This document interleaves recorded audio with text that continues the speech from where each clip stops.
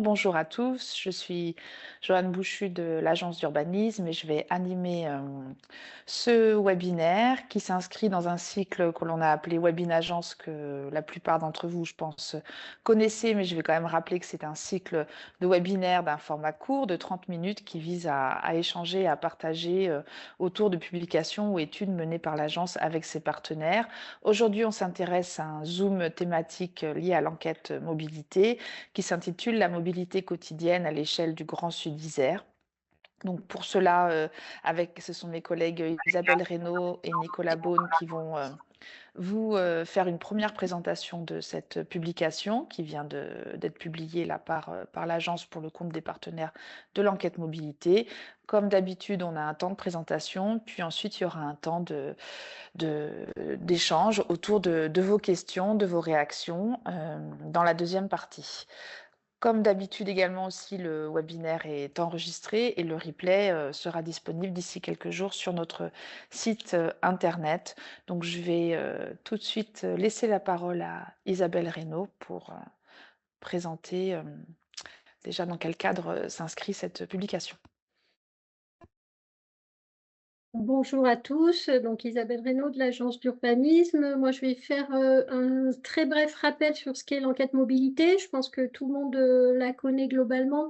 C'est une enquête qui a été réalisée à l'hiver 2019-2020 sur le territoire du Grand Sud Isère, donc territoire qu'on peut voir sur la carte qui est affichée à l'écran.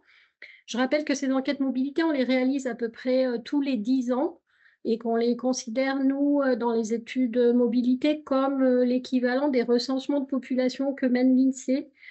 Donc, sur cette enquête, on a enquêté un peu plus de 12 000 personnes sur leur comportement de déplacement et elle était portée par un large partenariat dont on voit les logos qui figurent en bas à droite de l'écran et pilotée par le SMAG, le syndicat mixte des mobilités de l'aire grenobloise. À l'issue du recueil de terrain, on merci. Les partenaires, de l'enquête ont souhaité poursuivre, la collaboration au sein de ce qu'on a appelé, le club EMC2, qui est un dispositif, animé par l'agence. Au sein de ce club, on réalise un certain nombre de travaux et notamment, des publications qu'on peut voir là affichées, à l'écran. Donc aujourd'hui, on a réalisé un zoom sur la mobilité et le climat et sur chacun des modes de transport. Et le dernier en date, comme vient de le dire Joanne, c'est un zoom sur la mobilité à l'échelle du Grand Sud Isère. Et je passe tout de suite la parole à Nicolas pour les résultats. Donc, dans cette publication, on a voulu mettre la focale sur les déplacements entre les territoires. Donc, on s'est intéressé à leur volume, à leur motif, à leur répartition spatiale et temporelle, de façon à analyser les liens entre les différents territoires et leurs interdépendances. Le premier constat qu'on a tiré, c'est qu'un habitant sur trois quitte son territoire de résidence un jour de semaine. Donc, les territoires, c'est le découpage qui est affiché sur la carte, donc qui correspond globalement aux EPCI ou aux regroupements d'EPCI. Et pour la métropole, le cœur métropolitain a été isolé. Donc, c'est un habitant sur trois, voilà, qui va quitter son territoire de résidence en semaine, donc les deux tiers qui ne le quittent pas.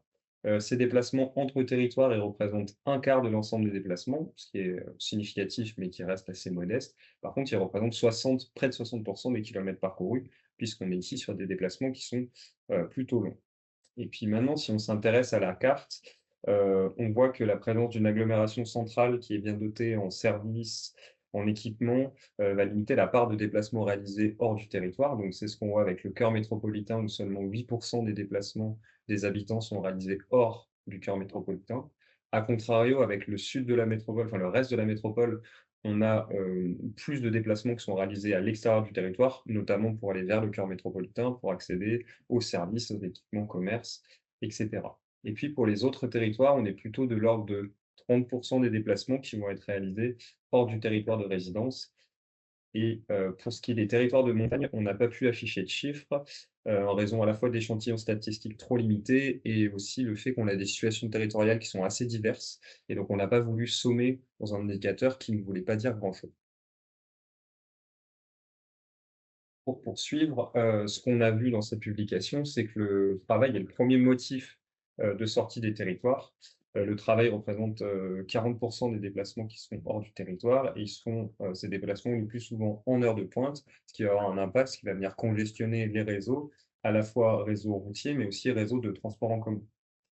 Donc voilà, une bonne partie des déplacements pour le travail vont se faire, en dehors du territoire de résidence, 41. Et puis pour ce qui est loisirs, achats ou, études, on est plutôt aux alentours de, 17-20.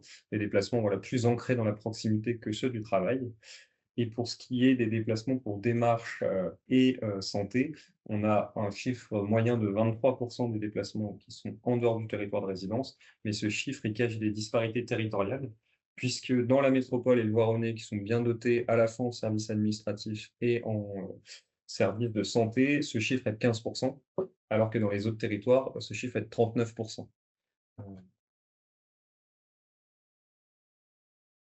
Au milieu de tous ces flux, donc entre les territoires, on a une part de la voiture qui est encore aujourd'hui, prépondérante, hein. Ce sont 84 des flux qui sont effectués, en voiture, contre 13 en transport collectif et des parts assez marginales pour les autres modes de déplacement, puisqu'on est sur des déplacements, plutôt longs. Et si on met la focale uniquement sur les déplacements qui vont vers la métropole, la part de transport en commun est un peu plus importante, elle se situe à 18. Enfin, pour finir, une carte un peu compliquée, comme on aime souvent en faire, qui représente les échanges entre territoires. Donc ici, on s'est intéressé, ce qu'on a représenté, c'est les flux des habitants entre leur territoire de résidence, et un territoire extérieur et des flux dans l'autre sens. Je vais prendre un exemple, donc ça va nous permettre de dessiner un peu une géographie des flux et de montrer les interdépendances entre les différents territoires. Ce qu'on va observer, c'est les habitants en déplacement de la métropole.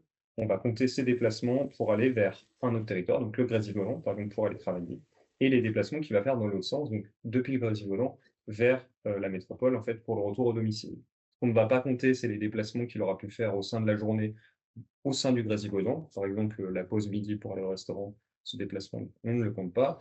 De même, le déplacement qu'il a fait autour de son domicile en restant dans la métropole, on ne le compte pas. On s'intéresse vraiment aux sauts qui vont être faits d'un territoire à l'autre.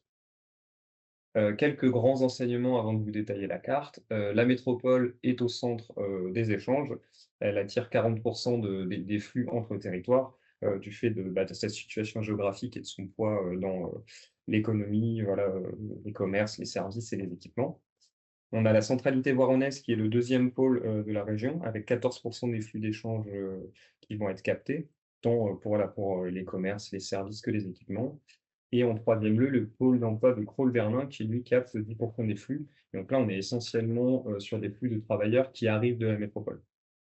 Et si on regarde le détail, de nos flèches, on voit que les flux les plus importants sont entre la métropole et le Bas-Digonan et la métropole et le Voironnais et qu'on a bien des flux dans les 2 sens. Alors certes, ils sont plus forts dans le sens, Grésivaudan métropole et Voironnais métropole que dans le sens de la métropole vers, ces territoires, mais néanmoins, ce sont des flux qui sont importants. Et ce qu'on ne voit pas sur la carte, c'est qu'on a une logique géographique qui est vraiment respectée. C'est que les flux qui vont se faire entre le Grésivaudan et la métropole proviennent plutôt du sud du Grésivaudan et sont plutôt à destination de l'est, et le centre de la métropole. De la même façon, les déplacements entre métropole et Voironnais, c'est plutôt le sud du pays voironnais et le nord, on va dire le nord-est de la métropole, le nord-ouest, pardon, de la métropole. En dehors de la métropole, on a aussi, beaucoup de flux importants avec, le Voironnais notamment et la Bièvre, mais aussi des flux avec les territoires voisins, territoires limitrophes. On peut penser à la Savoie et le Givaudan, la Drôme avec, Saint-Marcellin vers Port-Isère Communauté, le Nord-Isère et le Rhône avec le Voironnais et la Bièvre. Hem, les parts modales de l'ensemble de ces flux, donc c'est détaillé dans la publication, elles vont être plus fortes pour les flux qui sont à destination de la métropole que pour les flux qui vont aller de la métropole vers l'extérieur. Je prends un exemple, les flux métropole vers Grésivaudan et Voironnais, c'est 12 en transport en commun, alors que dans l'autre sens, c'est 18 du Grésivaudan vers la métropole et 24 depuis le Voironnais vers la métropole.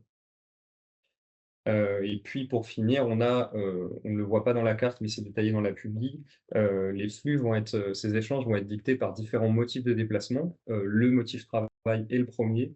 Pour certains territoires, on va avoir en plus du travail, loisirs et équipements qui vont s'ajouter, notamment quand le territoire, émetteur, on va dire, du déplacement est peu doté est moins doté en services et en équipements. Et c'est ce qu'on observe par exemple sur les flux du Grésivaudan vers la métropole ou de la Bièvre vers le Voironnais.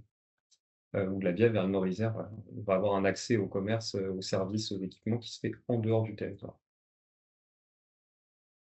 On s'est intéressé comme d'habitude quels pourraient être les leviers, pour améliorer cette mobilité grand territoire et réduire son impact notamment en termes de gaz à effet de serre. Et donc on a isolé 3 grands volets. Le premier, on a nommé offre, alternative et intermodalité. Donc c'est tout ce qui est mailler le territoire avec des axes TC structurants qui permettent de relier les différentes intercommunalités avec le cœur métropolitain. On est dans cette logique SERM avec un rabattement qui est organisé sur le réseau structurant à la fois en voiture et en vélo, le développement du covoiturage et toute une question autour de la lisibilité de ces offres à l'échelle de l'aire grenobloise et la question de la tarification multimodale pour favoriser cette lisibilité. Le deuxième volet qu'on a identifié, c'est celui de la temporalité des déplacements afin de venir étaler les périodes de pointe. C'est une démarche qui se fait un peu moins. Donc là, l'idée, c'est d'agir sur les temps et les pulsations de la ville en s'appuyant sur des réseaux d'acteurs pour venir en fait décaler des heures de fonctionnement d'équipement ou de pôle d'emploi. Et donc ainsi, voilà, écrêter la pointe, comme on peut dire, donc décharger les réseaux aux heures les plus chargées. Et puis le dernier point, c'est l'articulation des politiques d'aménagement du territoire et des politiques de mobilité, afin de réduire les distances de déplacement en repensant l'organisation des territoires et favoriser ce qu'on appelle la proximité des activités, de façon à réduire la dépendance automobile. Voilà, c'est une question derrière de comment est-ce qu'on arrive à favoriser la transversalité entre les différentes politiques publiques, mobilité, habitat, économie, équipement, et j'en passe. Et donc, on a fini pour cette présentation. Je te repasse la main, Joanne. Merci, du coup, pour cette, présentation et c'est le moment maintenant, pour vous de pouvoir, voilà, réagir et aussi poser des questions de clarification. Vous avez dû du coup, voilà, pouvoir, consulter la publication peut-être avant le webinaire qui, rentre un petit peu plus dans les détails. Donc, la parole est à vous. Je vous laisse, lever la main tout simplement. Oui, bonjour, Jérôme Fourche du SMAG. Moi, j'avais juste une question par rapport aux éléments de comparaison par rapport à celle d'avant, que je je serais intéressé pour voir comment ça évolue. Alors je sais pas si, vous les avez déjà, en tête ou pas? Merci.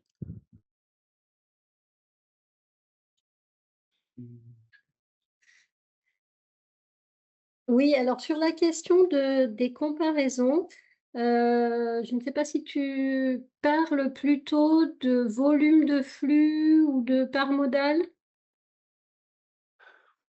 Bah, je crois que tout est intéressant, hein, si tu as Mmh. tout, Donc, en particulier sur les volumes de flux, on n'a pas effectivement, inclus ces comparaisons dans notre, publication.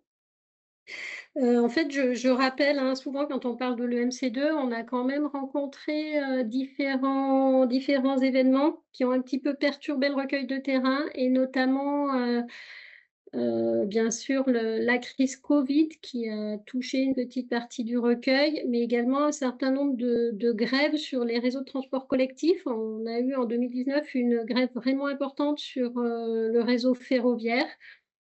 Et par conséquent, le CEREMA nous déconseille de traiter les évolutions sur ces volumes de flux. On n'a pas un échantillon suffisant, pour, être sûr des évolutions. Et donc par conséquent, on a fait le choix de ne pas les afficher dans la publication. Ce qu'on préconise, nous, pour avoir une vision, c'est en fait de s'appuyer plutôt sur, des dispositifs d'observation permanents tels qu'ils existent, via l'Observatoire des déplacements. Et d'ailleurs, dans la publication, on a des petits encarts qui présentent ces évolutions dans les observations permanentes. Peut-être pour compléter, si on parle part modale, donc effectivement, on l'a pas regardé en détail, mais ce qu'on a pu voir dans les autres analyses qu'on a fait, c'est que la part modale de la voiture, elle a beaucoup baissé pour les déplacements plutôt courts et sur les déplacements un peu plus longs, donc les déplacements dont on parle, hein, interterritoires, la part de la voiture, elle a très peu décru aussi. Voilà, prendre avec des pincettes, mais on n'a pas eu une réduction, en tout cas si on parle voiture, mais donc ce qui a un impact sur tous les modes, on n'a pas eu une réduction forte sur ces flux-là.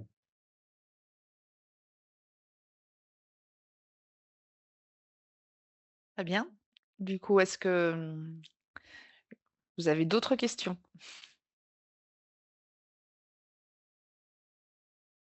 c'est l'occasion.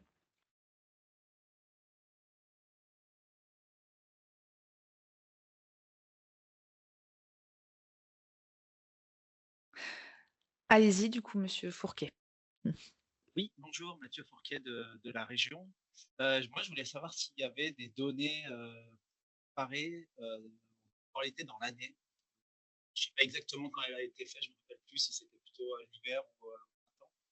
Est-ce qu'on a des données qui permettent de comparer les modes de déplacement en fonction de la période? Et est-ce que c'est significatif? Est-ce qu'il y a des changements? Avec le MC2, malheureusement. Après, je sais que le SMAC, dans le cadre de son observatoire enfin, des déplacements, a fait quelques analyses en ce sens-là, notamment sur l'utilisation du vélo. Il me semble que Arnaud est dans l'assistance, donc peut-être si tu veux compléter sur cet aspect. Mais voilà, pas avec le MC2, on n'a pas de comparaison par saison. On est vraiment sur la période d'hiver dans le MC2. Bon, ce qu'on peut dire en tout cas, c'est que dans le zoom qu'on avait fait nous sur la pratique du vélo, par exemple, on avait de la même façon intégré quelques données de l'Observatoire des déplacements qui traitent de l'usage du vélo. Et ce qu'on avait pu en déduire, c'est que justement le phénomène de saisonnalité sur ce mode-là est en train de s'atténuer. T'es de moins en moins présent. Allez-y, reprenez la parole, monsieur Fourche. Eh bien, rebonjour. Oui, alors moi j'avais une question sur les leviers là. Vous avez cité le levier temporel, modification des crêtes, écrêtage et tout ça. Alors bon, je dois dire que c'est pas quand même nouveau comme levier. Depuis un moment, enfin tout le monde en parle, mais j'ai l'impression qu'on n'arrive pas vraiment à le mettre en place, hein, je pas pour être taquin sur le levier, mais bon. Est-ce que vous avez des exemples, des endroits où ça s'est vraiment fait, hein? Parce que là, bon, nous, je sais qu'on l'a essayé avec l'université quand même, gros pourvoyeur de déplacement et en fait, c'est à chaque fois, c'est pas possible, quoi, ils veulent pas changer les horaires parce qu'ils ont des contraintes telles. En fait, donc moi, je comprends bien la théorie du levier sur le temps, mais est-ce qu'il y a des exemples des villes qui sont arrivées à faire ça? Voilà, c'est ma question. Merci.